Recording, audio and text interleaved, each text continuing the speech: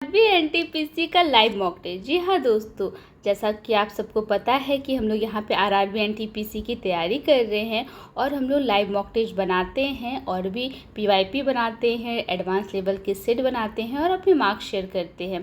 तो आज जो हमने बनाया है वो आरबीई का लाइव टेस्ट है, जो कि ये 16 मई का लाइव टेस्ट है और दूसरा पहला मैं बना नहीं पाई थी तो वो एंड हो गया है। तो आपने भी ये टेस्ट दिया है तो अपने मार्क्स शेयर कर सकते हैं। साथ में हम लोग अदर प्लेटफॉर्म जैसे text book, olive board, RWA इसका लाइव मॉक टेस्ट बनाते हैं। टेक्स्ट बुक पे हम लोग पीवाईपी भी लगा रहे हैं और एडवांस लेवल सेट है उसे भी सॉल्व कर रहे हैं। हमारा एग्ज़ाम डेट आ चुका है तो हमें एक मॉक टेस्ट तो रोज़ देने ही, और फिर हम लोग अपनी डेली रूटीन भी शेयर करते हैं। जो हमने दिन भर में किया उसे हम लोग टेलीग्राम ग्रुप में शेयर करते हैं।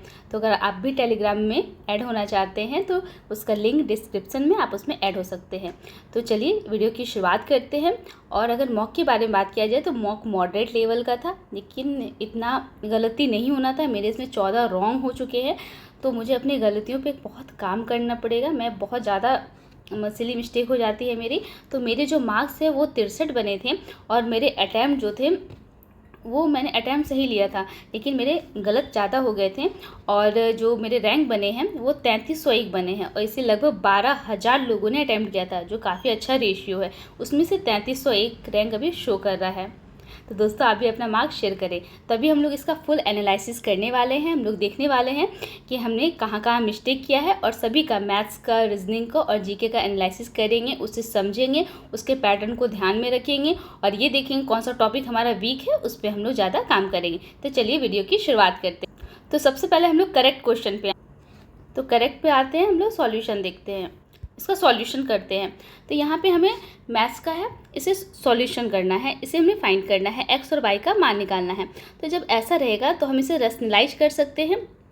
तो जैसे 5 + 2√3 है और नीचे में दिया है 2 - √3, तो हम इसको रैशनलाइज कर सकते हैं। मतलब ऊपर 2 + √3 से मल्टीप्लाई कर देते हैं, नीचे भी 2 + √3 से मल्टीप्लाई कर देते हैं। तो यहाँ पे क्या हो जाएगा, तो 5 को 2 से गुना करेंगे तो 5 दूनी 10 हो जाएगा। फिर 5 को 3 से तो 5√3 हो जाएगा। फिर 2 को 2 से तो 4√3 हो जाएगा और 2√3 और √3 तो आपका 6 हो जाएगा। और नीचे में तो 4 - 3 तो नीचे में 1 हो जाएगा। बस हमें लिखना है 16 + 5 और 4 9√3, ये आ गया हमारा। ठीक है, इतना हम लोग फाइंड कर लिए। अब हमारा 16 + 9√3 आया है तो x बराबर क्या हो गया, x बराबर 16 हो गया और y बराबर क्या हो गया, तो y बराबर 9 हो गया। बस हमें फाइंड करना था, हम लोग ने इसका रैशनलाइज कर दिया और सॉल्व कर दिया। नीचे तो 4 - 3 2 का स्क्वायर 4 और -3 1 हो जाएगा। क्यों, क्योंकि नीचे a - b और a और a+b का होल स्क्वायर हो जाएगा। ये काफ़ी ईजी था, तो यहाँ तक क्लियर हो गया। अगर नीचे इसने भी सॉल्यूशन किया आप इसका भी देख सकते हैं। अब हम लोग सेकेंड नंबर पे आते हैं। तो ये मेरे सारे राइट क्वेश्चन हैं। फिर हम लोग रॉन्ग में भी जाएंगे और अटेम्प्ट में भी जाएंगे। यहाँ पे कंप्यूटर का क्वेश्चन पूछा गया है, जो कि अच्छा है। ये पावर पॉइंट से पूछा गया है क्वेश्चन। कौन सा व्यू आपको MS पावर पॉइंट में अपनी प्रस्तुति में स्लाइडों के अनुक्रम को व्यवस्थित करने की अनुमति देता है। जो स्लाइड होता है उसके अनुक्रम को व्यवस्थित अरेंज करने का देता है। तो रीडिंग व्यू नहीं, रीडिंग व्यू में तो सिर्फ रीडिंग करने का। नॉर्मल व्यू तो नॉर्मल में स्लाइड शो तो स्लाइड शो होता है। स्लाइड सॉर्टर व्यू में क्या होता है, वो अनुक्रम को आपको एक सीक्वेंस में व्यवस्थित करता है। तो ये स्लाइड सॉर्टर व्यू है। और हमें थोड़ा पावर पॉइंट और MS वर्ड को देख लेना है, एक्सेल भी देख लेना है। इसमें जो आरबी में है कंप्यूटर के अच्छे क्वेश्चन पूछे गए थे। अब हम लोग नेक्स्ट आते हैं। फिर है ये रीजनिंग का क्वेश्चन आ चुका है। अब हमें देखना है, तो यहाँ पे हम लोग जानते हैं F 6 पे होता है 6 एक साथ, 1 का डिफरेंस है, हम लोग देखते चलेंगे। फिर E से F में 1 का डिफरेंस है, S से I में 1 का डिफरेंस है, यहाँ भी 1 का डिफरेंस है। मतलब यहाँ पे हम लोग एलिमिनेट नहीं कर पाए। अब हम लोग फिर जाते हैं 7 से, देख रहे हैं 9 हो रहा है। फिर यहाँ 6 से हो रहा है आपका 7 हो रहा है। यहाँ आपको 9 से 11 हो रहा है, मतलब 2 नंबर में ही ऑड हो रहा है, तो हम लोग 2 नंबर पे टिक कर देंगे। ये ठीक था, ये रीजनिंग का क्वेश्चन था। फिर यहाँ पे हमें सॉल्व करना है मैथ का। तो a - b का 40% है, तो हम लोग लिख देंगे a - b। ठीक है, मेरे पास पेन तो नहीं है तो इस कारण हम अपने फिंगर से लिख रहे हैं, तो राइटिंग वगैरह थोड़ा सा बिगड़ सकता है। तो a - b 40% कितना होता है, 2/5 होता है। बराबर हम लोग कर देंगे a + b का 20%, 20% होता है 1/5। बस हमें थोड़ा सा सॉल्व करना है। तो हम सॉल्व कर देंगे। तो a माइनस बी बटे a प्लस बी कितना हो जाएगा, ये आपका हो जाएगा 1/5 और 5/2 हो जाएगा। तो 5 से 5 कैंसिल हो गया, तो 1/2 हो जाएगा। मतलब a माइनस बी और a प्लस बी बराबर हो जाएगा 1/2। हमको a निकालना है और b निकालना है। तो a जो होगा तो हम लोग का a क्या हो जाएगा, तो दोनों को जोड़ के तो ये CND हम लोग लगा सकते हैं, कंपोनेंट एंड डिविडेंड। तो a हम लोग का 3 हो जाएगा और b जो होगा वो हम लोग का 1 हो जाएगा। सॉरी, 2 और 1 करेंगे 3 और 2 में से 1 घटा देंगे तो 1 हो जाएगा। ठीक है, अब हमसे पूछा है, सॉरी कितना आया था हम लोग का, a बराबर आ गया था हम लोग का 3 और b बराबर 1 आया था, ये ना आया था। ठीक है, तो पूछा है b a का कितना प्रतिशत है, तो b किसका, a का। तो a नीचे आ जाएगा 1/3 गुना 100, तो ये हम लोग का 100/3% हो जाएगा। ये भी इजी था, सॉल्व करना था। नीचे यहाँ पे सॉल्यूशन ये दिया गया है, इसने भी ऐसे किया है। तो इसने क्या कर दिया है, बस मल्टीप्लाई कर दिया है, तो इसका a/b भी आ गया। आप ऐसे भी कर सकते हो। फिर नीचे ये नेक्स्ट दिया गया है, किसी भिन्न का अंश उसके हर से 2 कम है। यदि हम अंश में से 2 घटाएं और हर में 2 जोड़ें तो नई भिन्न 1/3 होगी। तो मूल भिन्न क्या है। तो फ्रेंड्स यहाँ पे हम अपना अप्रोच बता रहे हैं। हो सके आपका मेरे से अच्छा अप्रोच होगा, तो अगर आपको शेयर करना है तो वो मेरे टेलीग्राम पे शेयर आप कर सकते हैं, जिससे मुझे भी हेल्प मिलेगी। ये हम अपना अप्रोच बता रहे हैं। तो इसको हम ऑप्शन से किए थे। हमसे क्या बोल रहा था, उसका अंश जो न्यूमरेटर है वो डिनोमिनेटर से 2 कम है, मतलब अंश जो है कम है। तो 7 और 5 कम है, सही है। ये 2 कम है, सही है। 9 5 ये तो कम नहीं है, ये नहीं है, मतलब 2 नंबर हमारा ऑप्शन ऐसे ही हट गया। अब हमें क्या बोल रहा है, अगर अंश में 2 घटाएं, मतलब अगर हम 5 में 2 घटा रहे 3 हो रहा है, और हर में 2 जोड़े, 7 में 2 जोड़े तो 9 हो रहा है। तो हमारा 1/3 होना चाहिए। बिल्कुल ये फुलफिल कर रहा है, तो हम लोग 1 नंबर पर टिक कर देंगे। नीचे भी दिया गया है, नीचे में यहाँ पे पूरा सॉल्व किया है। आप ऐसे भी कर सकते हो, लेकिन मुझे ऑप्शन ज़्यादा ईजी लगता है। फिर है, अंतिम शुंग शासक की मृत्यु के बाद कण्व वंश की स्थापना किसने की थी। तो कण्व वंश की स्थापना वासुदेव ने की थी। तो इसे ऐसे रिलेट कर सकते, कन हम बोलते हैं, कन पार्टिकल में वासु और वासुदेव बसते हैं, देव बसते हैं, भगवान जी बसते हैं। तो कन वासुदेव, क्योंकि हम लोग जानते हैं, बोलते हैं ना, कन को पैर में नहीं लगने दो। कोई भी कन है, अनाज का कन है, उसे पैर में नहीं लगने दो, उसमें देव बसते हैं। तो वासुदेव, ऐसे हम लोग रिलेट कर लेंगे, वरना अगर आपको याद है तो बहुत अच्छी बात है। फिर है यहाँ पे रीजनिंग का दिया है, A26 से T7 है। मतलब हम लोग क्या देख रहे हैं, मतलब A का Z, मतलब इसका विपरीत। हम लोग जानते हैं T होता है 20 पे, लेकिन इसका विपरीत G का T होता है। तो T होता है आपका 20 पे, तो G होता है 7 पे, मतलब हमको इसका रिवर्स बस करना है। तो A हम लोग का 26। अब हम लोग ऑप्शन देख लिए, अब हमें देखना है कि जल्दी हम कैसे कर पाएँ। तो हम लोग देख लेंगे लास्ट में भी, तो C का X होता है और X 24 पे होता है, तो ये नहीं होगा, ये नहीं होगा। अब हमें बस ये दोनों देखना है। अब ये दोनों में हम लोग ऑप्शन में ही जाएंगे कि कहाँ हम देख सकते हैं। तो लास्ट से जो है इतने सेम है, तो हम लोग 13 और 14, तो यहाँ पे देखेंगे N आ रहा है। N जो होता है वो 14 पे होता है, लेकिन उसका रिवर्स कर देंगे तो M हो जाएगा, तो ये 13 हो जाएगा। तो हम लोग तुरंत 2 नंबर पर टिक कर देंगे। बाकी हमें पूरा नहीं देखना, पूरा देखने में ज़्यादा टाइम लगेगा। फिर है, एक निश्चित कूट भाषा में हंगर को इतना लिख दिया, स्विमिंग को क्या लिखा जाएगा। तो जब हम लोग हंगर देख रहे हैं तो यहाँ 8 आ रहा है और यू जो होता है वो 21 पे है, तो दोनों का डिफरेंस कितना हो जाएगा, तो 13 का डिफरेंस हो जाएगा। तो अब उसी तरह हम लोग कर रहे हैं। तो 12 नंबर क्वेश्चन में यह हंगर दिया हुआ है, इसको ऐसे लिखा गया है। अब स्विमिंग को किस प्रकार से लिखा जाएगा। तो यहाँ जब हम लोग हंगर देख रहे हैं, यहाँ 8 पे हंगर आ रहा है और यू जो है ये 21 पे आता है, तो दोनों का डिफरेंस देख रहे हैं, तो ये 13 का डिफरेंस हो रहा है, मीन्स 13 ऐड हो रहा है। अब हमें ऑप्शन से ही ऐसे देखना है। तो अगर हम लोग 6 में देखेंगे 13 जुड़ रहा है, हम ऑप्शन से इधर से चले जाएंगे, तो 6 में अगर 13 जोड़ देंगे तो वो हमारा 19 हो रहा है, तो 1 नंबर फुलफिल हो रहा है।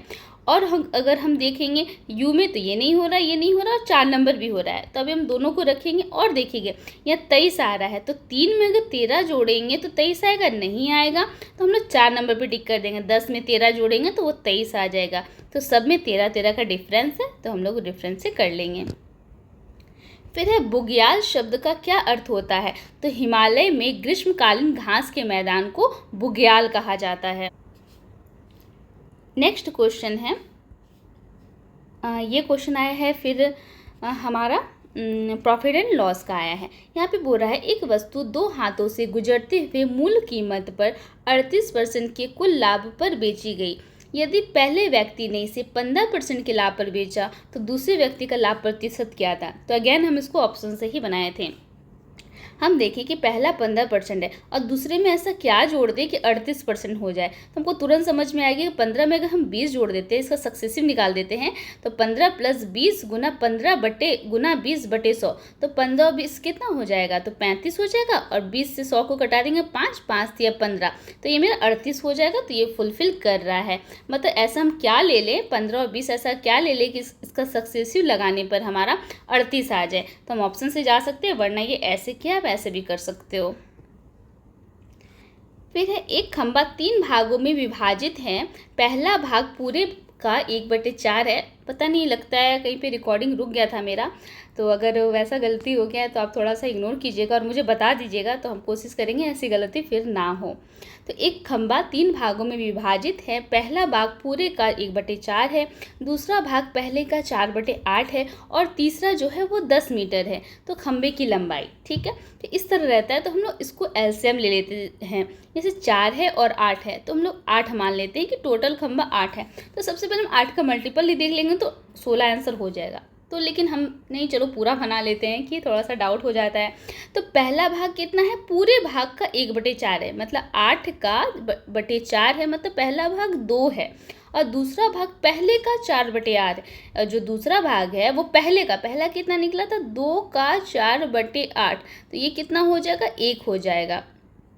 तो अगर पहला भाग 2 है, दूसरा भाग 1 है, टोटल मेरे पास 8 है, तो तीसरा भाग कितना हो जाएगा, तो तीसरा भाग हम लोग का 8 में से 3 घटा देंगे तो 5 होगा। इसकी लंबाई हम लोग को 10 दे दिया है, 5 = 10 है, तो 1 = 2, तो 8 × 2 तो 16। तो ऐसे हम लोग को इतना नहीं करना था, बस 8 का मल्टीपल हमें टिक कर दे रहा था। फिर है सरोजनी नायडू निम्नलिखित में से किस वर्ष में भारतीय राष्ट्रीय कांग्रेस की अध्यक्ष बनने वाली पहली भारतीय महिला थी। तो हमें कांग्रेस अधिवेशन याद होना चाहिए कि कांग्रेस अधिवेशन कब स्टार्ट हुआ था, इसमें पहले मुस्लिम अध्यक्ष कौन थे, इसमें ईसाई कौन थे और ये कहाँ कहाँ हुआ था, तो ये याद रखने हैं। तो 1925 में सरोजनी नायडू ने इसकी अध्यक्षता की थी। फिर है 18 नंबर। फिर 19 नंबर, अमरूद हैं, आलू हैं, सब्जियां हैं। यहाँ हमें डायग्राम देखना है, वेन डायग्राम। तो हमें आज सब्जियां तो अलग हो जाएगा, अमरूद अलग हो जाएगा, सब्जी के अंदर ही आलू आता है, तो सब्जी आलू एक में आ जाएगा, अमरूद अलग में आ जाएगा। तो हम लोग 2 नंबर पर टिक कर देंगे। फिर है 2 संख्याओं का HCF और LCM इतना दिया है, उसमें से संख्या इतना है तो दूसरी संख्या, तो इसमें फॉर्मूला होता है LCM गुना HCF बराबर होता है फर्स्ट संख्या गुना सेकेंड संख्या होता है ना, ये होता है। तो हम लोग कर देंगे 435 बराबर 15 गुना 60 90, और यहाँ है गुना x। थोड़ा सा हम राइटिंग फिर से लिख दें क्या, हाँ थोड़ा सा हौच पौच हो गया है, तो हम क्या बोले, फर्स्ट इंटू सेकेंड हमको दे दिया है 435 हमको दे दिया है, सेकेंड हमको निकालना है, और यहाँ पे है 15 गुना 60 90, हमको बस कटाना है। जो 435 है ना, हम यहाँ कटा देंगे, तो 15 से कटा दे तो 15 दूनी 30 हो जाएगा, और 15 नमा 135, 29 दूनी 58, 29 दूनी 58, 1 बचेगा, 29 दूनी 58, 2 बचेगा, और 29 एकम 29, तो हम लोग का 210 हो जाएगा। तो हम लोग बी नंबर पे टिक कर देंगे, काफ़ी इजी होता है, नीचे भी दिया गया है। फिर इस आकृति में कितने त्रिभुज हैं, हम लोग त्रिभुज काउंट करेंगे। जब इस तरह त्रिभुज बनता है, ये ऐसे त्रिभुज बनता है, तो इसमें हम लोग क्या करते हैं, 1 2 3 4 इसको दुगना कर देते हैं, तो ये 8 हो गया, ठीक है, ये 8 हो गया, एक ये 9 हो गया, ये एक 10 हो गया, ठीक है, तो 10 हो गया। अब ये टोटल बाहर वाला ले लेंगे तो ये 11 हो जाएगा, ठीक है। हम लोग का टोटल अभी तक 11 हो चुका है। 11 होने के बाद अब हम देखेंगे कोई कॉमन भी आ रहा है क्या, पहले हम कॉमन ध्यान नहीं देते थे, तो अब कॉमन ध्यान दे रहे हैं, सेट में बनाते तो यहाँ पे हम लोग का 1 आ गया, तो 1 हो गया, इधर 12 हो गया, और एक ये वाला, तो ये 13 हो गया। तो नंबर ऑफ ट्रायंगल्स कितने हो जाएंगे, 13 हो जाएंगे, नीचे भी आप देख सकते हैं। फिर है अनीशा ने एक टीवी को उसके शुरुआती विक्रय मूल्य के 4/5 हिस्से पर खरीदा। खरीदा तो सीपी कितना था, तो 4/5 हम लोग क्या जानते हैं, 1/5 होता है हम लोग का 20%, तो 4/5 कितना हो जाएगा 80%। और फिर उसकी शुरुआती विक्रय मूल्य से 4% अधिक पर बेच दिया, तो विक्रय मूल्य मान लेते हैं 100, तो कितने पे बेच दिया 4% अधिक पर, तो 104 पे। तो लाभ कितना होगा, तो लाभ हम लोग का प्रॉफिट होगा, दोनों को घटा देंगे SP माइनस CP, तो कितना हो जाएगा 24, और हमसे लाभ प्रतिशत मांग रहा है, तो 24/80 मतलब लाभ परसेंट, लाभ बटे CP गुना 100, बस हमको कटाना है 0 से 0, 8 या 24, तो ये 30% हो जाएगा। और आप नीचे देख सकते हैं इन्होंने ऐसा बनाया है। फिर है गयासुद्दीन बलबन किस वर्ष दिल्ली का सुल्तान बना था, तो जो गयासुद्दीन बलबन है इसका जो शासनकाल है 1266 से लेके 1287 तक चला था। बिल्कुल ये गुलाम वंश का था, और ये काफ़ी बार आया है सेट में, टेक्स्ट बुक अगर आप सेट बनाए होंगे तो उसमें काफ़ी पूछा जाता है, बलबन मतलब ये गुलाम वंश काफ़ी पूछा जाता है। फिर है 0 से 52 तक के बीच की सभी विषम संख्याओं का योग बताना है हमें। तो 0 से 52, तो जो पहला विषम होगा वो 1 होगा, और जो लास्ट विषम होगा वो 51 होगा। तो सबसे पहले हमें n निकालना है, कितने इसमें विषम संख्या होंगे, तो हम लोग कर देंगे 51 मतलब लास्ट माइनस फर्स्ट, अब बटे 2 कर देंगे, तो हम लोग का 50 और प्लस 1 कर देंगे तो हमारा n आ जाएगा। तो ये हमारा 50/2 मतलब 25 + 1 26 हो जाएगा। अब विषम संख्या है तो हम 26 गुना 26 कर सकते हैं, तो वो 676 हो जाएगा। लेकिन यहाँ नीचे में इस तरह आप फॉर्मूला भी लगा सकते हैं, इसका नीचे सॉल्यूशन देके फर्स्ट टर्म और लास्ट टर्म ऐसे आप लगा सकते हो। जो 26 आया तो n/2 कर देंगे, और पहला ले लेंगे और लास्ट ले लेंगे, इससे भी निकालेंगे तो हम लोग का 676 आ जाएगा। फिर है सेंटीमीटर मीटर से उसी प्रकार संबंधित है जिस प्रकार पैसा रुपया, सेंटीमीटर मीटर सेंटीमीटर ये सब मापने का है, तो मतलब सेंटीमीटर से बड़ा यूनिट मीटर है, तो पैसा से बड़ा यूनिट क्या है, तो वो रुपया है। विश्व की सबसे लंबी तट रेखा किसकी है, तो ये कनाडा की है। अगर भारत में पूछा जाता है तो हम लोग क्या मारते हैं, ये बांग्लादेश मारते हैं ना, तो यहाँ विश्व की सबसे लंबी तट रेखा पूछता है तो ये कनाडा हो जाएगा। ये कितना है, तो 202,080 है, ठीक है। और ये मील में भी दिया हुआ है कि 12 ये इतना है, ठीक है। 125 566 आप इसको पढ़ सकते हैं और याद भी कर सकते हैं, लेकिन हमें याद रखना है कि जो तट रेखा की लंबाई है वो सबसे ज़्यादा कनाडा की है। फिर है ये साधारण ब्याज पे एक निश्चित धनराशि 3 वर्ष में इतना और 4.5 वर्ष में इतना हो जाती है, तो इसका ब्याज दर, ठीक है। तो 3 वर्ष में, 3 वर्ष इधर हम लोग का टाइम है बराबर हो जाता है 1512 हो जाती है, अमाउंट बन जाता है। फिर 4.5 को हम लिख सकते हैं 9/2, बिल्कुल लिख सकते हैं। ये 1668 हो जाती है, तो यहाँ टाइम का डिफरेंस कर देंगे, ये जो अमाउंट है इसका डिफरेंस कर देंगे। तो 9/2 में से हम लोग 3 घटाएंगे तो कितना हो जाएगा, तो 3 दूनी 6 मतलब 3/2, 3/2 बराबर हम लोग का कितना है, तो 1668 में से हम लोग 1512 को घटाएंगे तो हम लोग का कितना आ जाएगा, 8 में 2 जाएगा 6, 6 में जाएगा 5 और ये 156, ठीक है। तो 3/2 मतलब 3/2 साल का अंतर 156 के बराबर है, तो 1 साल का कितना हो जाएगा, तो 3 × 5 = 15, 3 दूनी 6, तो 1 साल का हो जाएगा 104। हम लोग निकाल दिए कि 1 साल का कितना हो जा रहा है, 104 का आ रहा है। ये हम लोग का SI हो गया। अब हमसे R निकालना है, तो R हम लोग जानते हैं SI गुना 100, 104 गुना 100, और हम लोग जानते हैं P × T होता है, ठीक है। तो P है, तो P हम लोग का कितना है, P हम लोग का ये अमाउंट दे दिया है या हमको SI पता है, तो हम इससे P निकाल सकते हैं। हम यहाँ कितने साल का, 3 साल का है, तो 104 को हम बस 3 से गुना कर देते हैं, तो 4 × 12 का 2, हाथ में रहा 1, 3 × 3, 312 हो गया 3 साल का। तो ये हमारा 3 साल का SI हो गया, और 3 साल का अमाउंट में हम घटा देंगे तो मेरा प्रिंसिपल निकल जाएगा। तो 1512 में से 312 हम घटा देंगे तो कितना बच जाएगा, तो ये हमारा 1200 हो जाएगा। तो 1200, ठीक है। अब हमसे बस कटा देना है, 0 से 0 कट जाएगा, 4 से कटा देते, 4 × 3 = 12, 4 दूनी 8 और 4 × 6 = 24, तो हम लोग का 26/3 हो जाएगा। ये ठीक है, काफ़ी इजी होता है। बाकी नीचे भी ये दिया है, आप इसका भी देख सकते हैं। फिर है इसे सॉल्व करना है हमें, ये तो हम कर सकते हैं लेकिन फिर भी हम बोल लेते हैं।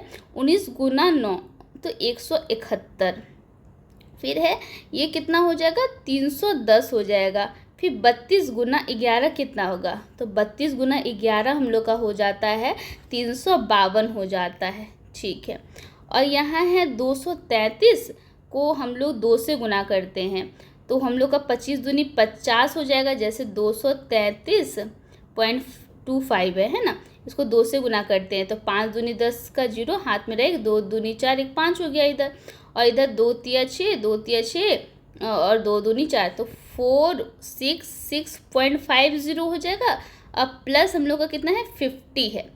तो इसमें अगर हम लोग जोड़ देंगे, ऊपर वाला अगर जोड़ देंगे तो कितना आ गया था हम लोग का, 2 और 1 3, 5 और 1 6 और 6 6 12, 1 13 का 3, फिर हाथ में रहा 1 3 3 6 2 8, 833, और नीचे आ गया है 466.50 में हम लोग को 50 ऐड करना था। तो इधर हम लोग का हो गया था 6 6 5 11, 516.50। तो अगर हम देख रहे हैं इसको कटाना चाहेंगे तो 516.50 का दोगुना कर देते हैं, तो 5 दूनी 10 का 0 हाथ में रहा 1, 6 दूनी 12 का 12, 1 13 का 3 हाथ में रहा 1, 2 1 2 1 3, 5 दूनी 10। ठीक है, हम कुछ गलती किए ना, नीचे 416 आया, हाँ 516 बोल दिए थे, हाँ यहाँ पे गलती की हम, सॉरी यहाँ पे मिस्टेक किए थे, वहीं मेरा नहीं आया था, 416.50 आएगा। आप देख लेना थोड़ा सा, बस मुझे गुना करने में गलती हो गया, तो 416 हो जाएगा, इसका दोगुना हो जाएगा तो 2 टाइम्स हो जाएगा। थोड़ा कैलकुलेशन मिस्टेक हुआ क्योंकि थोड़ा स्पेस नहीं है ना, और मेरे से होता है एक बार में, कभी कोई सॉल्व नहीं होता है, तो इसको आप नज़रअंदाज कीजिएगा, आप कर लीजिएगा। फिर है निम्नलिखित में से किसने अभिनव भारत मंदिर यंग इंडिया सोसाइटी की स्थापना की थी। तो ये अभिनव भारत मंदिर का स्थापना विनायक दामोदर सावरकर और गणेश दामोदर सावरकर ने किया था। फिर है दिन का सप्ताह, जो दिन बन बन के मतलब एक एक दिन करके सप्ताह होता है, तो महीना महीना महीना जुड़ के क्या बनता है, तो वर्ष बनता है, तो हम लोग 3 नंबर पर टिक करेंगे। फिर है त्रिभुज की माध्यिका एक रेखाखंड है, जो त्रिभुज की जो माध्यिका है वो एक रेखाखंड है जो शीर्ष को विपरीत भुजा के मध्य बिंदु से मिलाता है। तो ये बात बिल्कुल सही है, और त्रिभुज के केंद्रक माध्यिका को 2:1 में विभाजित करता है, ये भी सही बात है, ये 2:1 में विभाजित करता है। फिर है किस राज्य द्वारा 38वें राष्ट्रीय खेल की मेजबानी की गई है। तो जो खेल होता है, स्पोर्ट्स होता है, वो तो काफ़ी इम्पोर्टेंट होता है, तो जो मेजबानी है वो उत्तराखंड ने की है। किस खेल के, तो 38वें राष्ट्रीय खेल की ये जो है मेजबानी किया है। फिर है एक समांतर चतुर्भुज में ऊंचाई संगत आधार की दुगनी है। जो संगत आधार है मतलब बेस है, उसकी दुगनी है ऊंचाई। मान लेते ऊंचाई 1 तो बेस हम लोग का 2 हो जाएगा, और समांतर चतुर्भुज का क्षेत्रफल हमको दे दिया है, तो क्षेत्रफल क्या होता है, आधार गुना ऊंचाई 2 गुना 1। ठीक है, मतलब 2x² बराबर हमारा 288 है। हमें बस कटाना है, तो 2 एकम 2, 2 चौक 8, 2 चौक 8, तो x बराबर हो जाएगा 12।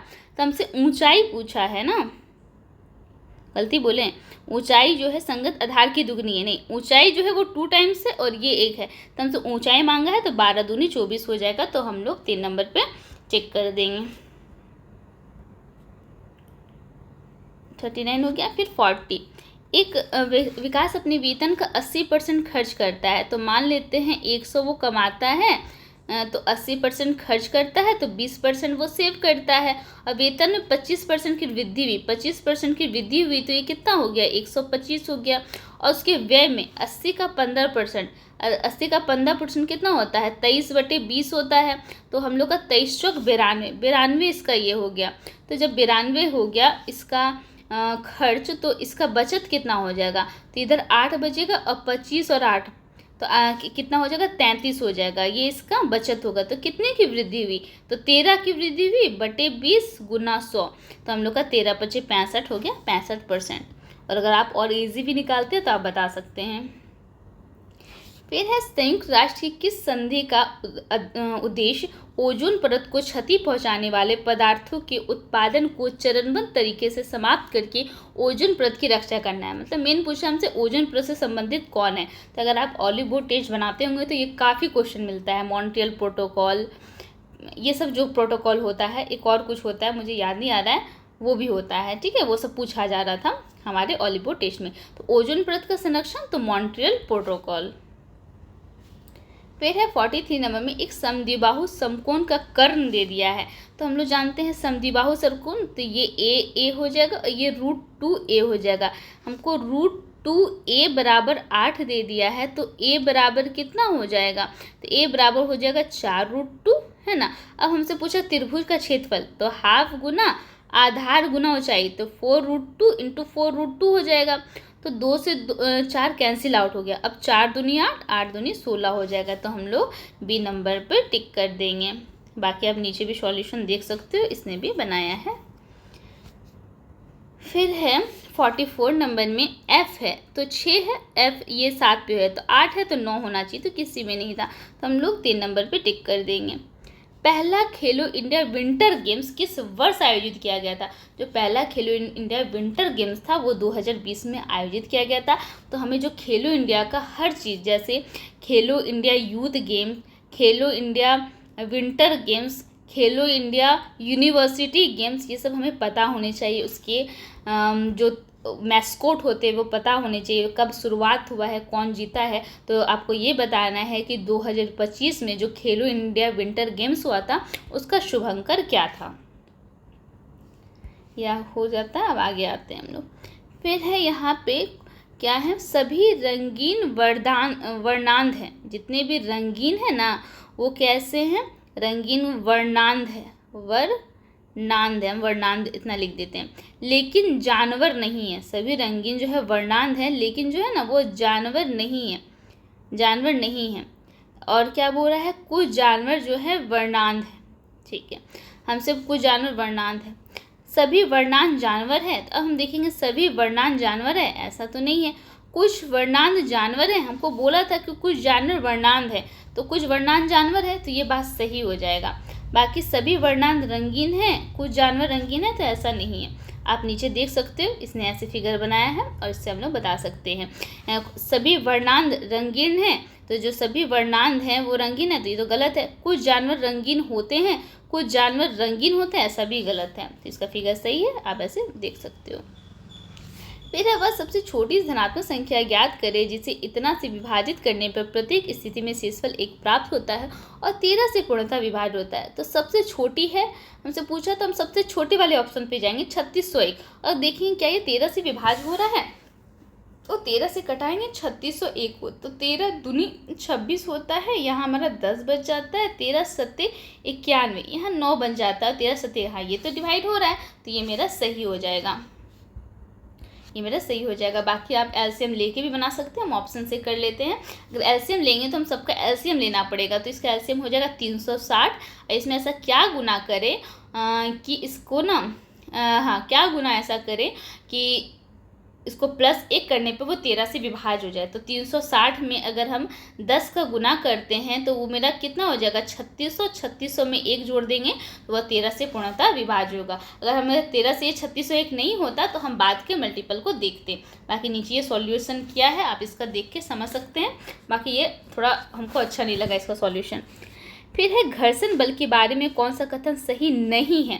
तो कौन सा कथन सही नहीं है, तो पहले हम लोग सही वाला पढ़ लेते हैं। घर्षण वह बल है जो संपर्क में आने वाली दो सतहों की सापेक्ष गति का विरोध करता है। जब कोई पिंड किसी सतह पर गति करता है तो जो घर्षण बल कार्य करता है उसे स्लाइडिंग या फिसलन घर्षण कहते हैं। ये बिल्कुल सही बात है। और मशीनों में घर्षण से ऊर्जा की पाबंदी होती है और टूट फूटी भी होती है। रोलिंग घर्षण घर्षण से कहीं अधिक है। मशीन में बॉल बेयरिंग का उपयोग घर्षण को काफ़ी हद तक कम कर देता है। ये बात गलत है, तो हम लोग का 4 नंबर गलत हो जाएगा, बाकी ये तीनों सही हो जाएगा। फिर है यहाँ हमें सॉल्व करना था, तो हमें बस बहुत ईजी था। a बराबर हमें करना था b² और b माइनस a, तो इसको हम क्रॉस मल्टीप्लिकेशन कर देंगे तो ab minus a² minus b² अगर हम लोग कर दें बराबर 0 हो जाएगा। तो इसको हम ऐसे लिख सकते हैं, अगर हम माइनस कॉमन ले ले रहे हैं तो a² plus b² minus ab बराबर 0। ठीक है, अब हम लोग a क्यूब b क्यूब को फॉर्मूला जानते हैं। a प्लस b का होल क्यूब बराबर क्या होता है, a क्यूब b क्यूब, क्या हम बोलना चाह रहे थे, नहीं sorry, a cube plus b cube का होल क्यूब क्या होता है, a cube plus b cube क्या होता है, a minus a plus b होता है, और a square minus a b plus b square होता है। मतलब ये फॉर्मूला ही होता है, जब ये जीरो हो जाएगा तो ये भी जीरो हो जाएगा, तो ये ज़ीरो ही हो जाएगा। किस संधि के तहत यूरोपीय संघ की स्थापना की गई थी? तो देखिए पेरिस समझौता तो नहीं है यार, रोम की संधि नहीं, वेस्टफेलिया की संधि, और हमको लगा था मैसाचुसेट्स की संधि, तो पता नहीं, हमको लगा तो हम इस पे मार दिए, बाकी एग्जैक्ट हमको जानकारी ही नहीं था, हम थोड़ा सा तुक्का लिए, यही तुक्का के चक्कर में मेरे 14 गलत भी हो गए, तो ये खैर सही हो गया था। हमें याद रख लेना है कि यूरोपीय संघ की स्थापना हुई थी मैसाचुसेट्स संधि के तहत। फिर है 44, 37, 29, तो बस हमें डिफरेंस करना है। 29 में हम अगर 10 जोड़ देंगे तो 39 होता है, तो हमें 10 नहीं जोड़ना है, हमें ये 8 जोड़ना है। ये 8 हो रहा है, ये कितना हो रहा है, तो यहाँ पे 3 और 4 7 हो रहा है, तो 7 और अब जो होगा वो 9 घट जाएगा, तो हमने 9 पे मतलब 20 पे टिक कर देना है। फिर है दो संख्या 9 और 11 के अनुपात में है, प्रत्येक में 4 घटा दिया जाता है तो 7:9 हो जाता है, तो इसका योग, सबसे पहले इसका योग देखें, 11 और 9 कितना हो रहा है, 20, 20 का मल्टीपल यहाँ पे एक ही था 40, लेकिन अगर हम पूरा सॉल्व करना चाहेंगे तो हम लोग लड़ाई कॉन्सेप्ट लगा देंगे, तो क्रॉस मल्टीप्लिकेशन, तो 9 गुना 9 81 और इधर 77, तो हम लोग का 11 हो जाएगा, और 9 में से 7 चला जाएगा 2, 2 गुना 4, हम कुछ गलत किए लगता है, 9 7:9 हो जाता है, 9 9 81, 4 घटा दिया जाता है तो अनुपात 7:9 हो जाता है, 9 9 81, 11 7 77, अच्छा 81 और 77, तो कितना हो जाएगा, 4 होगा ना, 4 बराबर हो जाएगा आपका 2 गुना 4, 4 से 4 कैंसिल हो गया, 1 बराबर 2 हो गया, तो हम लोग 20, 20 गुना 2 तो 40 हो जाएगा। बाकी हमें इतना करने की जरूरत नहीं थी, बस मल्टीपल से हम लोग टिक कर सकते थे। फिर हाल ही में इसरो और किस संस्थान ने संयुक्त रूप से स्वदेशी रिस्क भी कंट्रोलर चिप विकसित किया है? तो हम साइंस एंड टेक का वीडियो पढ़े हुए थे, तो उससे हमको याद था कि ये मद्रास का था, क्योंकि उसमें 3-4 जो क्वेश्चन थे वो मद्रास के थे, तो इसका हम मद्रास पे टिक किए थे। और ये जो याद भी रख लेना है कि किस संयुक्त रूप से स्वदेशी, इस तरह के क्वेश्चन आते हैं एनटीपीसी में, रिस्क भी कंट्रोलर चिप विकसित किया है, तो ये है आईआईटी मद्रास ने। फिर है मार्च 2025 में, अगेन नियुक्ति वाला है, ये भी हम पढ़े हुए थे, तो टाटा कम्युनिकेशन के अध्यक्ष रूप में किसे नियुक्त किया गया है? तो एन गणपति सुब्रमण्यम को नियुक्त किया गया है। फिर ये क्वेश्चन दिया हुआ है कि कॉलेज शिक्षकों और स्कूल लड़कियों का अनुपात, जो कॉलेज के शिक्षक कितने हैं? 1500 हैं, और स्कूल की लड़की कितनी है? 3000 है, तो इन लोगों का अनुपात कितना हो जाएगा? इसका अनुपात हो जाएगा आपका 1:2 हो जाएगा, तो हम लोग 3 नंबर पे टिक कर देंगे। फिर है प्रोटीन संश्लेषण में मुख्य घटना का निर्माण जो होता है वो mRNA प्रति होता है, तो ये टेक्स्ट बुक के सेट में काफ़ी आया हुआ है। तो डीएनए के बेस अनुक्रम में mRNA क्या होता है? मैसेंजर आरएनए होता है। तो प्रोटीन के संश्लेषण में मुख्य घटना जो होता है ना, वो मैसेंजर आरएनए प्रति का निर्माण है। फिर भारत में निम्नलिखित में से कौन सा पटचित्र, तो ये चित्रकला शैली तो हमें पता ही होनी चाहिए, बहुत जगह के, जैसे राजस्थान का फाड़ शैली है, और भी है, उड़ीसा का याद है हमको, और पश्चिम बंगाल का भी है, ऑप्शन रहेगा तो वो सब कर लेंगे। तो पटचित्र किसका है? तो उड़ीसा का है। फिर है वह बड़ी संख्या क्या है जिसे इतना से विभाजित करने पर प्रत्येक स्थिति में समान शेष प्राप्त हो? तो ये हम एचसीएफ बोल रहे हैं, तो हम 3739 में अगर 2270 को घटाते हैं तो हमारा कितना आता है? तो हमारा ये आ जाता है 6 में 2 जाएगा 4, तो 1469 आ जाता है, तो हम लोग 3 नंबर पर टिक कर देंगे। तो यहाँ का डिफ़िकल्ट नहीं है, बस हमको थोड़ा बहुत ज़्यादा डर था, मतलब हमको लग रहा था ना कि यार इसका टेस्ट बहुत ज़्यादा टफ होगा। टफ तो नहीं कह सकते, थोड़ा सा लॉजिकल था, ये तो क्वेश्चन लॉजिक था, और वो हम पकड़ नहीं पाए, और सिल्ली तो बहुत ज़्यादा कर दी। सिल्ली क्या बोल सकते हैं, वो सब बहुत बड़ी मिस्टेक है, वो सब नहीं माफ़ होगा, मतलब बहुत बड़ी गलती है। निम्नलिखित में कौन सा समूह 14 का तत्व उपधातु है? तो देखिए हम जानते हैं उपधातु कितने, 6 उपधातु होते हैं ना, शायद तो याद नहीं आ रहा, 6 या 7 होते हैं, समथिंग 6। तो जर्मेनियम जो होता है वो उपधातु होता है, तो हम जर्मेनियम देख के टिक कर दिए। SN नहीं होता है, पी भी नहीं होता है, C नहीं होता। बाकी हमें थोड़ा सा याद रखना है समूह में कितने कौन तत्व है, ये हमें भी देखना होगा, मुझे भी ये सब देखना है थोड़ा सा। फिर है यहाँ ये तो A-B वाला, ये तो काफ़ी पूछा जाता है, इसको हम लोग को निकालना है। ठीक है, तो हम लोग इसको सॉल्व कर लेंगे। हमें क्या क्या दिया हुआ है, ए बी बी सी सी ए वाला दे दिया है, तो हम ये वाला ही फॉर्मूला लगाएंगे। इसमें क्या होता है, a cube B cube C cube minus 3abc, ये फॉर्मूला होता है। ठीक है, अब बराबर हो जाता है हम लोग का, हम फॉर्मूला लिख दें, a प्लस बी प्लस सी होता है और a प्लस बी प्लस सी का होल स्क्वायर होता है और होता है -3ab bc और ca। इस तरह 3 फॉर्मूला होता है, हमें तीनों पते होने चाहिए और अप्लाई भी करने आना चाहिए। तो हमको ये निकालना है, तो -3abc हमको दे दिया था ऑप्शन में, कितना दे दिया था, 168 गुना 3। ठीक है, अब बराबर हम कर देंगे कि a प्लस बी प्लस सी, जो हमको 17 दिया था, और ब्रैकेट में हमको 17 का स्क्वायर 289 और 3 गुना करना था ये 168। तो 168 को 3 से गुना करेंगे तो हम लोग का कितना हो जाएगा, 494। गलती कुछ बोल रहे हैं हम, हाँ गलती बोल रहे हैं, यहाँ पे माइनस होता है, यहाँ पे माइनस होता है, तो यहाँ पे कुछ हम लोचा कर रहे हैं। हम क्या बोले, a प्लस बी प्लस सी का होल स्क्वायर, तो 17 का स्क्वायर 289, और हम क्या बोले, हाँ ए बी बी सी से तो 94 है ना, 94 गुना 3 हमको करना था। तो 4 तिया 12 का 2 हाथ में रहा 1 और 9 तिया 27 1 28 282 हो जाएगा। तो 282 घटा देंगे तो कितना हो जाएगा, 7। तो 17 सत्ते 189। ठीक है, इसमें हमको जोड़ना है 163 गुना 3, 8 तिया 24। अगर हम यूनिट जोड़ रहे हैं तो कितना होना चाहिए, 9 4 13 होना चाहिए। तो हम लोग एक नंबर पे टिक कर देंगे, बाकी आप पूरा भी सॉल्व कर सकते हैं, लेकिन हमें यूनिट से कर सकते हैं क्योंकि सबका अलग अलग दिया हुआ है। फिर है परमाणु संख्या 35। तो हमें 35 पता है कि 35 किसका, ब्रोमीन का है, तो इसको हम ऐसे ही रिलेट किया। 35 को हम बोलते हैं पीस, 35 तो पीस, 35 तो पीस, पीस में तो शांति होती है। और ब्रोमीन को ब्रो को बोलते हैं ब्रो, तुम थोड़ा पीस पे रहो, शांति में रहो, होता है ना, ब्रो लोग भाई लोग थोड़ा ज़्यादा गुस्सा आ जाते हैं हर चीज़ में, तो ब्रो आप क्या कीजिए, थोड़ा पीस में रहिए, शांति में रहिए। कौन सा रासायनिक तत्व गहरे लाल भूरे रंग का द्रव होता है जिसमें जलन जैसी तीखी गंध होती है, तो वो ब्रोमीन में होती है। फिर है यहाँ पे दिया हुआ है एक त्रिभुज जो कोण है ए बी सी, थोड़ा सा आप देख लीजिएगा, ये हो सके ए बी सी हम इसको ऐसे बना दिए थे। एम जो था बी सी पर एक बिंदु है और ए एम जो है वो बी सी पर लंबवत है। ठीक है, बी सी पर लंबवत है, तो बी एम और एम बी क्या हो जाएगा, तो हम सोचें ना यहाँ पे कि मान लेते हैं भुजा 2 2 करके है। ठीक है, तो ये है, तो ये 1 हो जाएगा, ये 1 हो जाएगा, और क्योंकि ये समान अनुपात में विभाजित करेगा तो बी एम 1 हो जाएगा और ए भी 1/2 हो जाएगा। तो हम ऐसे इसको बनाए थे। अगर आप कैसे बताएं बता सकते हैं, लेकिन ये जो है ये भी ऐसे बनाया है, लेकिन थोड़ा सा एंगल वैंगल ये लेके समझा है। फिर है माइक्रोसॉफ्ट वर्ड 365 में वर्तनी और व्याकरण, स्पेलिंग और ग्रामर को चेक करना है, तो F7। तो इसको हम ऐसे याद कर सकते हैं, ये तो काफ़ी इंपॉर्टेंट है, काफ़ी पूछा जाता है। तो हम लोग अगर हमें ग्रामर स्पेलिंग चेंज करना है तो हमें ना साथ बोले ना, हम साथ में, हम जो है ना हमेशा साथ में अपना ग्रामर और स्पेलिंग सही करते रहते हैं। कुछ भी पढ़ते हैं तो साथ में हम ग्रामर भी देखते हैं, स्पेलिंग भी देखते हैं, ऐसे हम लोग रिलेट कर लेंगे। साथ को हम लोग साथ में बोलते हैं, साथ में।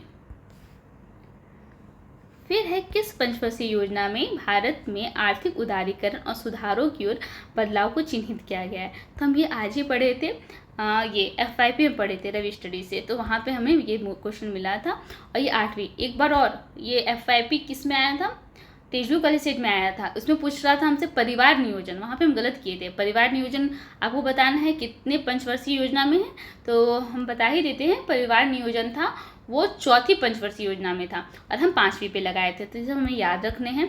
पंचवर्षीय काफ़ी इंपॉर्टेंट होता है, पंचवर्षीय होता है। फिर हमारा जनगणना जो दिया था, खेलो इंडिया, ये सब है, ये सब काफ़ी ज़रूरी है।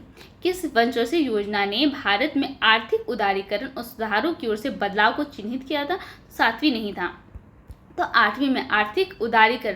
बोलेगा उदार आदमी लोग ना ठाट से रहता है, 8 को हम लोग ठाट बोलते हैं। जो उदार इंसान है, लिबरल पर्सन है, वो कैसे ज़िंदगी दम बिताएगा, ठाट से बिताएगा। सुधारों की ओर बदलाव, सुधार करेगा, अपने आप में हम सुधार लाएंगे, तो क्या हम ठाट से जिएंगे, ये नहीं कि अपनी गलती पे नहीं मान रहे हैं। तो ये जो होगा वो 8वीं पंचवर्षीय योजना में होगा। फिर है यहाँ पे ये क्वेश्चन, हाँ, एक पिता एक कार्य को 8 दिनों में कर सकते हैं। जो फादर है ना वो एक कार्य को 8 दिन में कर सकता है, जबकि पुत्र सन है वो 7 दिन में कर सकते हैं। हम LCM 56 ले लिए, 8 7 56, 7 8 56। वैकल्पिक दिन में काम कर रहा है तो पिता काम शुरू करे, मतलब 2 डे में इन लोग का काम कितना हो रहा है, तो 15 काम हो रहा है। हमको 56 तक पहुंचना है, तो 15 या 45 कर देते हैं, तो हम लोग का 6 दिन में 45 काम होगा। अब अगर हम लोग 7 और ले लेंगे, एक दिन और ले लेंगे, तो हम लोग का कितना हो जाएगा, 45 में 7 जोड़ लेंगे तो 52 काम हो जाएगा। तो 7 दिन में 52 काम हो गया। लेकिन हमको 56 चाहिए, तो 4 काम और चाहिए, और वो कौन कर देगा, तो एसन कर देगा। तो 4/8, तो 7/1/2, तो हम लोग 3 नंबर पे टिक कर देंगे। फिर है किसी संख्या में 7 जोड़ने के बाद, हाँ ये भी अगेन हम ऑप्शन से किए थे। तो किसी संख्या में 7 जोड़ने के बाद, तो हम ऑप्शन से गए। 30 में अगर हम 7 जोड़ते हैं तो वो 37 होता है।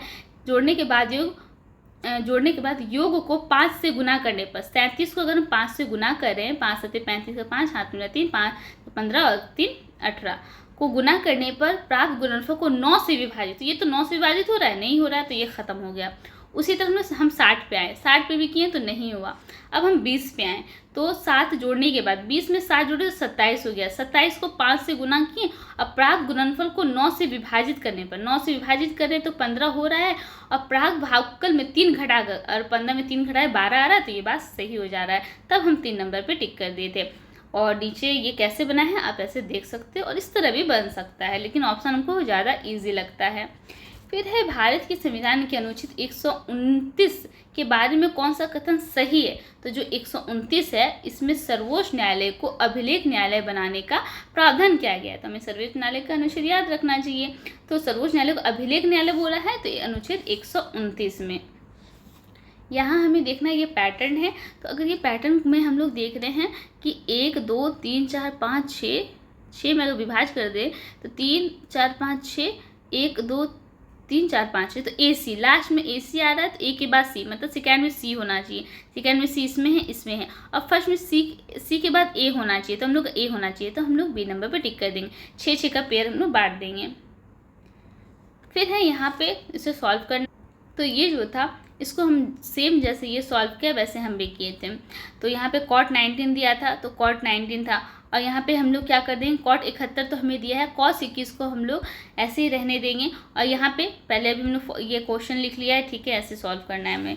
तो हम लोग cot 19 लिख देंगे, cot 71 cot 21, ठीक है। और जो 10 है, 10 को ऊपर लेके चल जाएंगे, तो सेम ऊपर लेके जाएंगे तो cot 71 हो जाएगा, और ये cos स्क्वायर 69 हो जाएगा, ठीक है।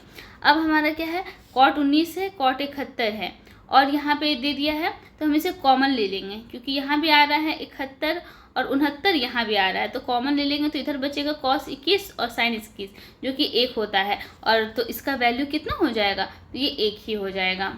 तो हम लोग 1 नंबर पे टिक कर देंगे। फिर है कौन सा देश 2025 में ब्रिक्स शिखर सम्मेलन की मेज़बानी करेगा। तो जो ब्राज़ील है, ये भी सेट में आया हुआ है काफ़ी। तो ब्राज़ील का जो रियो डी जेनेरियो है, वो ब्रिक्स सम्मेलन की मेज़बानी करेगा 2025 में। फिर है वकील, मनुष्य और विवाहित लोग। तो इसको बना सकते हैं हम लोग कैसे कि जो मनुष्य के अंदर ही आएंगे क्या, वकील, और कुछ वकील जो होंगे विवाहित होंगे, तो हम लोग 1 नंबर पे ही टिक करेंगे। फिर है विटामिन B1 की कमी से कौन सा पोषण संबंधी विकार होता है जिसमें परिधीय तंत्रिकाओं और क्षय संबंधी समस्याएं होती है। तो विटामिन B1 से बेरी होती है। जीरोथैल्मिया जो होता है वो विटामिन A की कमी से होती है। रिकेट विटामिन D की कमी से होती है, और जो घातक एनीमिया है, ये दिया हुआ है नीचे, ये विटामिन B12 की कमी से होती है। फिर है रेडियो पे हम लोग ध्वनि सुनते हैं, तो टेलीविज़न पे हमें क्या दिखती है, उसकी छवि दिखती है। फिर यहाँ हमें सॉल्व करना, यहाँ हमें देखना था 1 है और यहाँ तो 1 गुना, यहाँ पे 1 गुना अगर 10 करेंगे, उसमें 2 जोड़ेंगे तो 12 हो जाएगा। और फिर 12 गुना 10 करेंगे, 12 गुना 10 करेंगे, उसमें हम लोग 4 जोड़ेंगे तो 124 हो जाएगा। फिर हम लोग 124 गुना 10 करेंगे और उसमें 8 जोड़ेंगे, उसी तरह करेंगे। फिर हम लोग जोड़ देंगे 12496 गुना 10, तो हम लोग का हो जाएगा इतना 0। अब हमको गुना, अब हमें क्या करना था, उसमें यहाँ तो 16 हो, तो 16 दूनी 32, तो 12496 में हम लोग क्या कर देंगे, 0 में 32 को जोड़ देंगे, तो हम लोग कितना हो जाएगा, तो 124992। आप नीचे देख सकते हैं, ऐसे ही करना था, ये इजी ही था। फिर है 2025 का पहला जल्लीकट्टू आयोजन कहाँ शुरू हुआ था। तो जो जल्लीकट्टू है वो तमिलनाडु में, जल्लीकट्टू कहाँ मनाया जाता है, तमिलनाडु में मनाया जाता है। और जो कम्बाला उत्सव है वो कम्बाला कहाँ मनाया जाता है, ये आपको बताना है। यहाँ पे दिया गया कि 3 अलग अलग योजनाओं में 6 वर्ष, 10 वर्ष और इतना हम लोग को दिया हुआ है। साधारण बचपन निवेश करता है तो इससे भुगतान ब्याज मिलता है, तो संबंधित निवेश का अनुपात, जो निवेश है उसका अनुपात हम लोग को ज्ञात करना है। तो यहाँ पे आप देख सकते हो जैसे ये बनाया है, SI बराबर P/R/T/100 होता है। तो हमें क्या निकालना है, 3 को P निकालना है। तो ये क्या कर देंगे हम लोग, तो 1 कर देंगे। जैसे हम लोग का आया था कितना, 1 आया था हम लोग को 6 × 10 आया था, और नहीं सॉरी हाँ ठीक है, ऐसे भी कर सकते हैं। जैसे 6 × 10 हो जाएगा, और ये आ गया था आपका, पूरे ही गुना कर देते हैं, 60, ये हो गया था 12 × 60, यहाँ हो गया था 120, और आपका इधर हो गया था 15 × 12 180। तो 1, 2 और 3 का अनुपात में हो गया था। तो ये हम लोग का है, लेकिन हम लोग जानते हैं कि ये मतलब बटे में रहता है, 1 है, तो इसको हम लोग वो कर देंगे, एलसीएम ले लेंगे। तो इधर 6 हो जाएगा, और एलसीएम मान लेते 6, तो इधर 3 हो जाएगा, इधर 2 हो जाएगा, तो 6 3 2 हो जाएगा। तो हम लोग 1 नंबर पे टिक कर देंगे, बाकी नीचे भी आप देख सकते हैं। फिर यहाँ पे है कुछ ट्रक जो है वो बाइक है, जो ट्रक है वो क्या है, बाइक है। और कुछ टायर जो है वो बाइक है, कुछ टायर जो है वो बाइक नहीं बल्कि ट्रक है। टायर जो है वो बाइक है, कुछ टायर बाइक नहीं बल्कि ट्रक है। तो हमसे पूछ रहा है कुछ बाइक ट्रक है, तो हाँ ये बात सही, लेकिन तो निहित नहीं पूछा है। कुछ बाइक जो है वो टायर है, तो ये तो बात गलत है। कुछ टायर ट्रक नहीं है, कुछ टायर जो ट्रक नहीं है, सही बात है। कुछ ट्रक जो है वो टायर, बिल्कुल सही है। तो हम लोग का 2 नंबर ही गलत हो जाएगा, नीचे आप देख सकते हो। फिर है निम्नलिखित कौन सा व्यू आपको MS पावर पॉइंट में प्रस्तुति में स्लाइड के अनुक्रम को व्यवस्थित करने की अनुमति देता है। तो ये जो स्लाइड सॉर्टर व्यू है ये अनुमति देता है। फिर यहाँ पे दिया है, ये तो क्वेश्चन में पढ़े थे ना, फिर से रिपीट हो रहा है क्या, हाँ ये हम लोग बोले थे ना 6 से 7 है, फिर यहाँ 5 से 6 है, तो फिर हम लोग देखे थे 6 से 7 हो रहा था, या 7 2 9 हो रहा था, तो हम लोग 2 नंबर पे टिक किए थे। तो ये रिपीट हो रहा है, बिल्कुल ये सब हम लोग कर चुके हैं। स्लाइड शॉर्टर देखिए ये फिर से रिपीट हो रहा है बार बार, ठीक है, ये हमने कर लिया जो मैंने अटैम्प्ट किया था। अब हम लोग आते हैं इनकरेक्ट। तो इनकरेक्ट सेक्शन में आते हैं। इनकरेक्ट तो काफ़ी हो गए हैं, आते हैं इसे खोलते हैं। तो पहला क्वेश्चन जो है ये प्रायिकता का है। ये प्रायिकता का हम समझें, हम इसी का देखें, हमको नहीं, ये हमको समझ नहीं आया, हाँ ये हमको समझ नहीं आया। तो सा मेरा प्रायिकता वगैरह हमको देखना पड़ेगा, उतना स्ट्रॉन्ग है नहीं। तो किसी कंपनी के 5 सेल्समैन हैं, हम देख के इसका ही बोल देते हैं, ABCDE को एक अंतर्राष्ट्रीय व्यापार सम्मेलन में कंपनी का प्रतिनिधित्व करने के लिए 3 सदस्यीय व्यापार प्रतिमंडल के रूप में चुना जाता है। तो एक के चुने जाने की प्रायिकता क्या है, तो 1/5 मार दिए थे। तो ये ऐसे नहीं करता है, हम इसका देख के बोल देते हैं, बाकी हमको आइडिया नहीं है। कुछ क्वेश्चन इसमें है जो मेरे से नहीं बना, हमको समझ में आया नहीं है। तो 5C3 ये निकालता है, ये कॉम्बिनेशन जो निकालता है 5 है। तो हम लोग देख रहे हैं 5 है, 5 में से वो 3 चुन रहा है, तो 5C3 करेंगे। चलो ठीक है, यहाँ तक हमको समझ में आया, इसका भी 5C3 करता है। अब ये लिखता है फेवरेबल आउटकम, तो 4C2, तो यहाँ पे 4C2 ये लिखता है, ये हमको नहीं समझ में आया। व्यापार सम्मेलन में कंपनी का प्रतिनिधित्व करने के लिए 3 सदस्यीय व्यापार प्रतिनिधि मंडल के लिए चुना जाता है, एक के चुने जाने की प्रायिकता क्या है, तो ये 4C2 करता है और गुना 1C1 करता है। तो 4C2 करता है गुना 1C1 करता है, तो इसका आ जाता है 3, मतलब 4C2। ये तो हम भी कर लेंगे, फैक्टोरियल 4, फैक्टोरियल 2 और फैक्टोरियल 2 होता है। तो 4 3, तो 2 से 4 3, 2 से 2 कर गया, ये मेरा 3 ही बचा। तो 3 बचा, बस हमको ये नहीं समझ में आ रहा है कि 4C2 ये क्यों क्या है, और थोड़ा सा हमको ये चैप्टर देखना होगा, मेरा ये तो इतना स्ट्रॉन्ग नहीं है। फिर यहाँ पे आते हैं ये जनगणना वाला, ये काफ़ी अच्छा क्वेश्चन हमको लगा और बड़ा मज़ेदार, हम इसमें फंस गए थे। हमको पता था कि जनगणना में जो ये है, तो हमेशा बोलते हैं जनगणना बहुत इंपॉर्टेंट है, मेरे से खुद गलती हो गया। तो साक्षरता दर हमको पता है 74.04 है, और मेल का जो लिटरेसी है वो कितना है, फीमेल का 65 और मेल का है 84 समथिंग, क्या देखते नीचे भूल गए थोड़ा, 84 है, 82 है, मेल का 82.14 है। लेकिन ये जो साक्षरता हम लोग ऐसे जानते हैं, लेकिन हमसे पूछा था ग्रामीण क्षेत्रों में महिलाओं के लिए वयस्क साक्षरता, ग्रामीण में भी पूछा है और वयस्क भी पूछा है। तो हम तो ये मतलब ये टिक करके चलेगा और हमको लगा ये मेरा सही होगा, तो नहीं, हमें क्वेश्चन ढंग से पढ़ना है कि ग्रामीण क्षेत्र में पूछ रहा है, तो ग्रामीण क्षेत्र में हमको नहीं पता था, तो इसी का पढ़े। देखिए नहीं, ग्रामीण क्षेत्र में ऊपर से 15+ का बोलेगा तो 50.6, वहीं हमें 7+ का बोलेगा तो 58.75। तो ये अच्छा है, याद होनी चाहिए अगर इस तरह के क्वेश्चन पूछे जाते हैं तो। फिर ये अगेन इजी क्वेश्चन था, हम गलत किए। अरब सागर और बंगाल की खाड़ी की मानसून शाखाएं कहाँ मिलती है? तो ये गंगा के मैदान में मिलती है, ये सब में नहीं मिलती, तो हम गलत कर दिए थे। अरब सागर और बंगाल की खाड़ी की मानसून शाखाएं गंगा के मैदान में मिलती है। ये हो गया, गंगा के मैदान हो गया। अब हाँ, 23 नंबर, निम्नलिखित में से कौन सा प्रदूषक मुख्य रूप से क्षोभ मंडलीय ओजोन, जो कि धुंध का एक प्रमुख घटक है, के निर्माण के लिए जिम्मेदार है? तो हमको लगा ये सल्फर डाइऑक्साइड होगा, तो ये नहीं, ये इसका आंसर था वाष्पशील कार्बनिक यौगिक। तो ये सही है, हमको थोड़ा आइडिया नहीं है तो याद करना होगा और पढ़ना भी होगा। फिर ये अगेन इजी लगेगा लेकिन कंफ्यूज हो गया। नौसेना जो जहाज, तो सेना जो होते हैं उनका जो होता है वो टैंक होता है, मतलब जिस तरह नौसेना संचालन के लिए जहाज का उपयोग करती है, उसी तरह सेना युद्ध में टैंक का उपयोग करती है। अच्छा, जो युद्ध होता है टैंक का प्रयोग करती है, और हम क्या मानते हैं, बंदूक।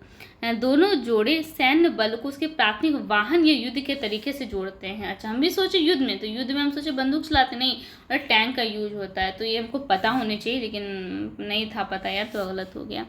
फिर कौन सी अफ्रीकी झील दुनिया की सबसे लंबी मीठे पानी की, दुनिया की सबसे लंबी, तो हम मार देते विक्टोरिया, नहीं, वो तंगानिका झील है जो दुनिया की सबसे लंबी है तो तंगानिका। जो विक्टोरिया है वो अफ्रीका की सबसे लंबी झील है, लेकिन सबसे लंबी नहीं है, अफ्रीका का बोलेगा, तो यहाँ पे मेरा गलत हो गया, ये हमको गलत नहीं करना था।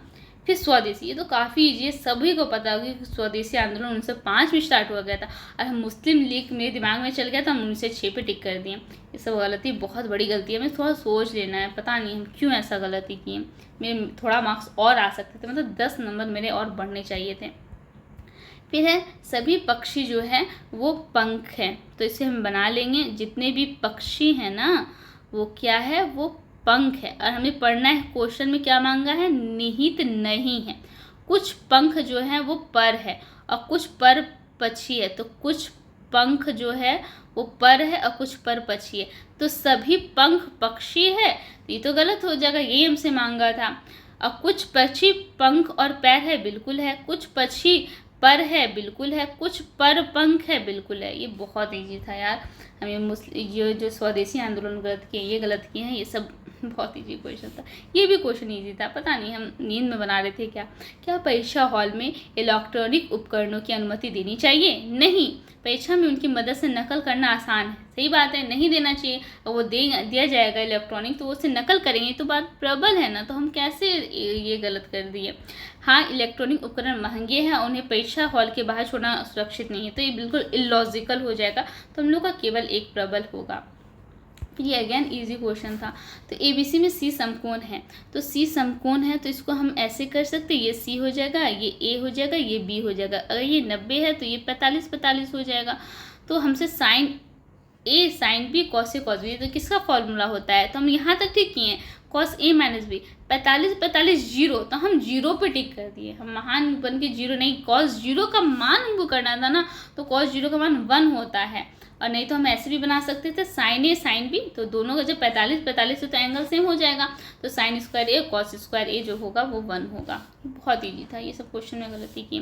फिर अगेन ये भी ईजी क्वेश्चन था। 40 घंटा की गति से चलता है और हर घंटे में 20 किलोमीटर की गति से वो बढ़ जाती है, तो मतलब पहले 40 होगा, फिर 60 होगा, फिर 80 होगा, फिर 100 होगा, फिर 120 होगा, तो यहीं तक करेंगे तो हम लोग कितना होगा, 5 घंटा यही हो गया, क्योंकि 120 और 80, 200, एक 300, एक 400 भी पहुंच जाए, हमको 470 तक जाना है, तो कोई भी 5 घंटा 30 मिनट लगा देगा। तो यहाँ बच गया हम लोग का 400 हो गया, बचा हम लोग का कितना, 70 चाहिए। 70 चाहिए तो 140 चलेगा, तो आधे घंटे में चल जाएगा, तो हम लोग B नंबर पर टिक करेंगे। पता नहीं या मेरे स्लाइड में गलती हो या हम गलत कैलकुलेट ही किए। फिर है निम्नलिखित में से कौन सा स्थानांतरण भुगतान के सर्वोत्तम रूप से परिभाषित करता है, तो ये हम थोड़ा सा लिए तुक्का, जो कि गलत हो गया। सरकार द्वारा किसी वस्तु या सेवा के उत्पादन के बिना व्यक्तियों को किया गया भुगतान को हम लोग क्या कहते हैं, स्थानांतरण भुगतान कहते हैं। फिर है निम्नलिखित में से कौन सा राज्य की नीति निर्देशक का सिद्धांत नहीं है। तो इसमें हमको थोड़ा सा डर लगा कि हम कहीं गलत नहीं कर रहे हैं। भारत के किसी भी हिस्से में निवास करना, ये जो है वो नीति निर्देशक सिद्धांत के अंतर्गत नहीं आती। बाकी स्मारकों की सुरक्षा है, समान नागरिक संहिता है, न्यायपालिका और कार्यपालिका भी है। फिर है परिवार कल्याण कार्यक्रम के ने अनिवार्य आधार पर जिम्मेदार और योजनाबद्ध अभिभावकत्व को बढ़ावा देने की मांग की है। तो हमको थोड़ा डाउट हुआ एक नंबर पे, लेकिन हम उसमें नहीं कर पाए। बाकी 2 नंबर तो सही ही था। राष्ट्रीय जनसंख्या नीति 2014 वर्ष की आयु तक मुफ्त और अनिवार्य शिक्षा प्रदान करने के लिए नीतिगत ढांचा प्रदान करती है। इसमें मेरा थोड़ा क्लिक किया कि ये हम गलत कर रहे हैं, तो यहाँ पे हम नहीं कर पाए। मतलब कुछ क्वेश्चन बचते मेरे, हम बहुत ज़्यादा मिस्टेक किए। खैर कोई नहीं, गलती करेंगे तभी ना सीखेंगे हम लोग। फिर आते हैं हमें अनअटेम्प्ट पे, जो मेरे अनअटेम्प्ट रहे। तो सबसे पहले 1 नंबर क्वेश्चन, इसमें हमको लगता है 5 मिनट से हम ज़्यादा ही दिए होंगे। दिमाग लगा रहे 12 गुना 6 कर रहे हैं, जो आ रहा है।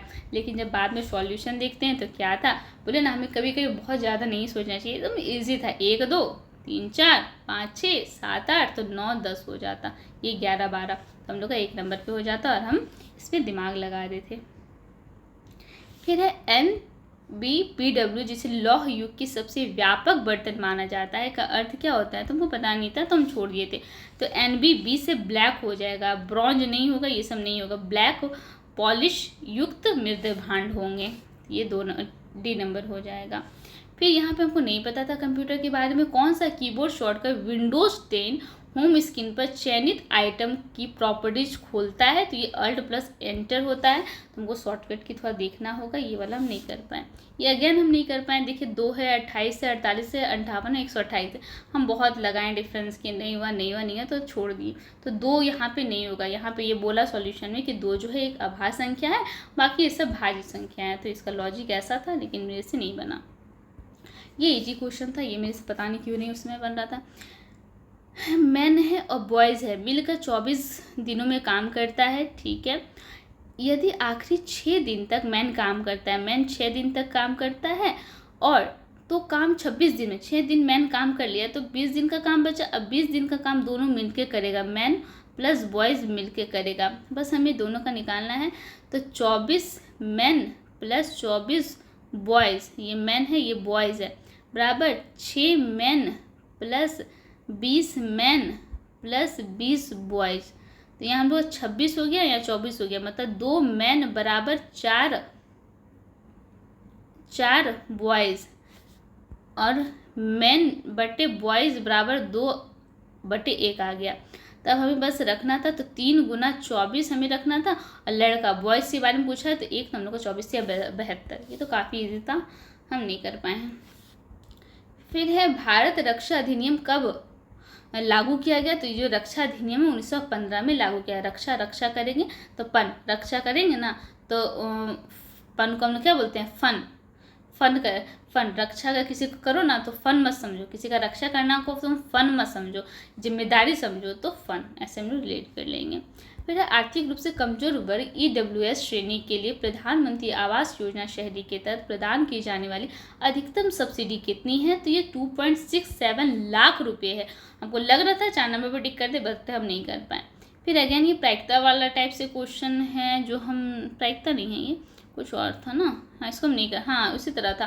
प्रथम 11 प्राकृतिक संख्याओं में से 2 पूर्णांक यादृच्छिक रूप से चुने गए हैं। यदि पूर्णांकों का योग सम है तो दोनों संख्याओं के विषम होने की प्रायिकता क्या है। तो ये तो हमसे नहीं बना, हम इसी का सॉल्यूशन देखें। तो ये क्या था, 1 2 3 ऐसे करते करते ये 11 तक लिखा था, ठीक है। 6 7 8 9 10 11 तक लिखा था।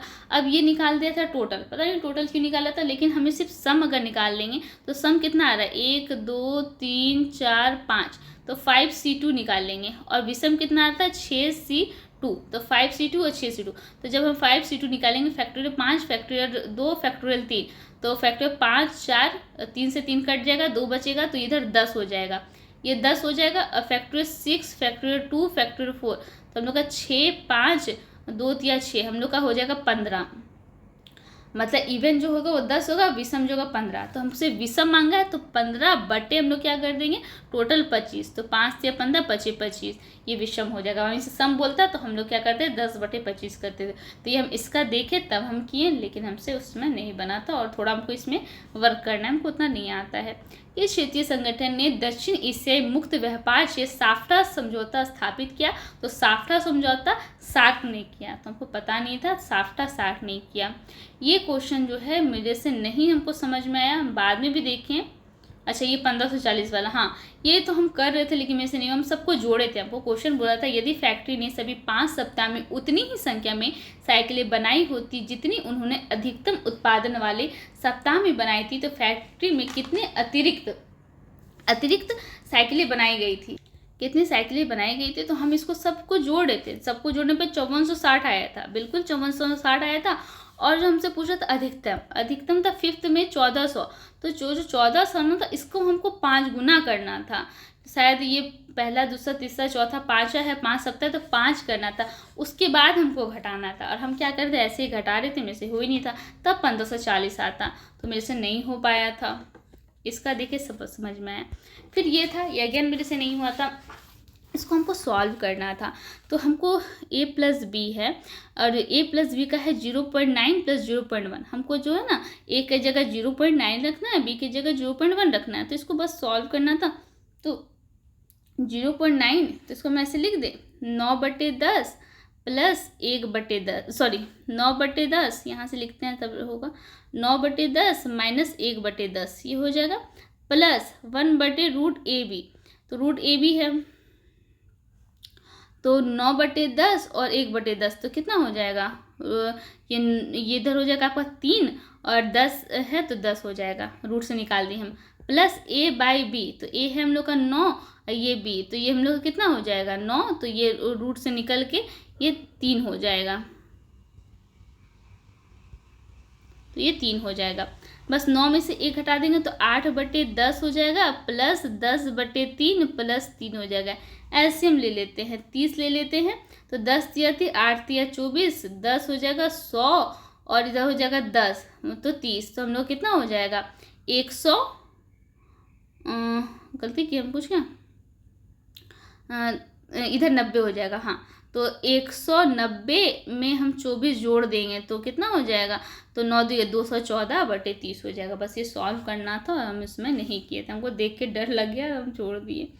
फिर है लैंगिक प्रजनन करने वाले जीवों में गुणसूत्रों की संख्या एक पीढ़ी से दूसरी पीढ़ी तक कैसे बनी रहती है। तो युग्मक निर्माण के दौरान गुणसूत्रों का आधा होना, युग्मक निर्माण के दौरान, युग्मनज नहीं, युग्मक निर्माण के दौरान गुणसूत्रों का आधा होना होगा। तो 3 नंबर था। फिर ये वाला हमको क्वेश्चन नहीं समझ में आया, हम बाद में सॉल्यूशन देखे, इसका नहीं समझ में आया। हमसे पूछा था बेकर की बिक्री में अधिकतम वृद्धि कितनी होगी यदि किसी भी प्रकार की ब्रेड खरीदने वाले सभी ग्राहकों ने या तो केक या पेस्ट्री या बिस्कुट खरीदे हैं। तो अगर आपको ये आता है, इसका सॉल्यूशन भी देखें लेकिन क्लियर नहीं हुआ, तो आप मुझे बता सकते हैं, टेलीग्राम ग्रुप पे मैसेज कर सकते हैं। फिर यहाँ पे क्वेश्चन था, तो यहाँ पे भी हमको उतना समझ में नहीं आया था कि वो क्वेश्चन बोला था कुल विद्यार्थियों का कॉलेज और विश्वविद्यालय के शिक्षकों से, तो मतलब कुल विद्यार्थी हमको लेना था। हम क्वेश्चन क्या पढ़ लिए हैं, कुल विद्यार्थियों का कॉलेज और विश्वविद्यालय में, तो हम क्या कुल विद्यार्थी देख रहे थे, कॉलेज जोड़ रहे थे और विश्वविद्यालय जोड़ रहे थे, तो नहीं आ रहा था। वो कुल विद्यार्थी मतलब गर्ल्स और बॉयज़ जोड़ना था, उसको जोड़ने के बाद जैसे गर्ल्स और बॉयज़ जोड़ लेते तो कितना आता है, इसी का देख लेते। ये सबको जोड़ा है तो इसका आगे है 56500, और हमको शिक्षक चाहिए था।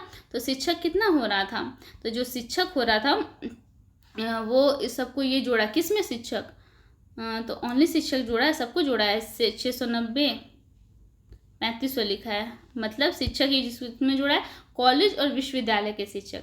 समझिए क्वेश्चन ऐसा है कि कॉलेज और विश्वविद्यालय का शिक्षक और बाकी कुल विद्यार्थी मतलब टोटल जोड़ना था। उनको क्वेश्चन थोड़ा सा समझ नहीं आ रहा था, तब करते तब आता। ये क्वेश्चन भी ठीक था लेकिन हम नहीं कर पाए। तो इसको हम लोगों को करना था 6×5 = 30 हो जाता, और 30 में 0 को जोड़ते तो 3 हो जाता, 3 का स्क्वायर 9, तो 7×8 = 56 हो गया, तो 11 हो गया। दोनों को जोड़ रहे हैं तो 11 का स्क्वायर 121, और 4 तिया 12 हो रहा है, 12 में 3 का स्क्वायर 9। तो ये ईजी था, ये हम नहीं कर पाए, ये मेरी मिस्टेक है। फिर है ये भी इजी था लेकिन हमको समझ में नहीं आया था उस समय। समूहबद्ध 4 खेल है, समूह में सूचीबद्ध 4 खेल है, उसमें बेजोड़ चुनना है, मतलब जो ऑड है वो चुनना है। तो हैमर थ्रो वो क्या है, एक वो सब थ्रो करने वाला गेम है। शॉट पुट भी है और डिस्कस थ्रो भी है। गोल्फ जो है वो बॉल से खेला जाता है, ये जो है वो थ्रो वाला नहीं है। तो यहाँ पे दिया भी गया था hammer throw, shot put, discus throw, ये सब फील्ड इवेंट्स हैं जिनमें किसी वस्तु को दूरी पर फेंकना शामिल होता है। और गोल्फ जो था एक सटीकता वाला खेल है। ये ठीक था, ये हमको करना चाहिए था। फिर ये हमको समझ ही नहीं आ रहा ये क्या दे दिया 15/8, ये सब हमसे कैलेंडर कुछ है। बाद में देखे कि 15 अगस्त, 2 फरवरी, 26 जनवरी ये सब अवकाश का दिन होता है, तो रविवार भी अवकाश होता है।